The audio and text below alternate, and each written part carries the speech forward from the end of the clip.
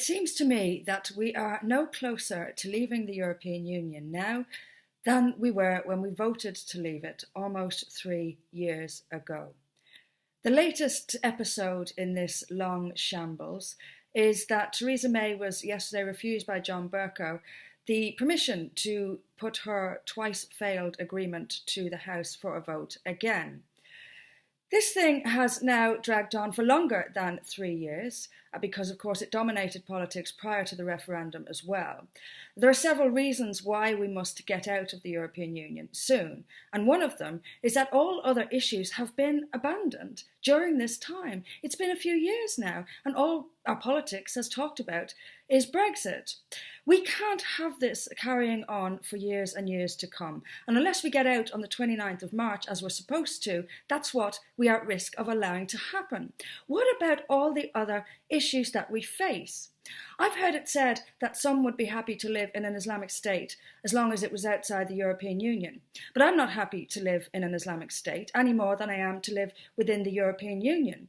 We have to deal with key issues facing us here at home. And the longer this drags on, the less time we will spend on vital issues, such as our freedom of speech, which we at For Britain have a proposal, a UK constitution, to reinstate and protect for future generations. We want to talk about that.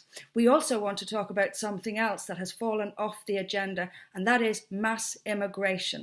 You will hear politicians say that when we get out of the European Union, we can take back control of immigration. But 3/4 of immigration comes from outside the European Union. We've had control of that for years, and the numbers have continued to go up and up and up. While we focus on Brexit, mass immigration continues, and we don't seem to have a plan to stop it. In fact, the Tory policy is for more immigration. Even pro-Brexit parties use politically correct lines around immigration, such as, why should Europeans have greater access to Britain than the rest of the world? We should open up to the Commonwealth. Another such thing.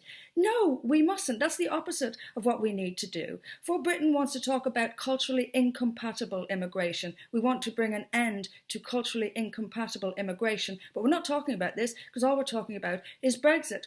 This is not about this. Mass immigration is not solely the fault of the European Union, and it won't stop when we get out of the European Union unless British politicians make efforts to stop it. The current crop won't. That's why we have to replace them.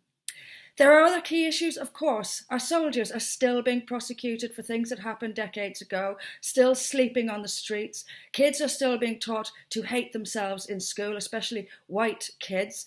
We still have a 2- or 3-tier justice system that favours Sharia. We still have children being gang raped all over this country by Muslim gangs, and nothing is being done about it. In fact, in Rotherham, the most notorious place for the gang rape of our children, the problem has gotten worse since the J report, and we're not talking about it. We're not talking about massive growing homelessness or a creaking NHS or a politically correct, strangled with political correctness, policing and justice system. These are vital issues, all completely ignored during this Brexit process, or somehow assigned, the blame for this is assigned to the European Union, and it'll all be okay when we get out. It won't. This is British politicians' fault. We must get out of the European Union now, and for several reasons. One, because we voted to leave, and if that's not respected, democracy will die in this country. People have already lost a great deal of faith in democracy. To restore any sense of pride in our society and how we govern ourselves, how we run things through democracy, this must be honoured. Our vote to leave must be honoured. We also must return to being a sovereign and free nation, able to trade on our own terms. But equally importantly, we must move on. We must get on with tackling the incompetence in the House of Commons and the House of Lords, for that matter.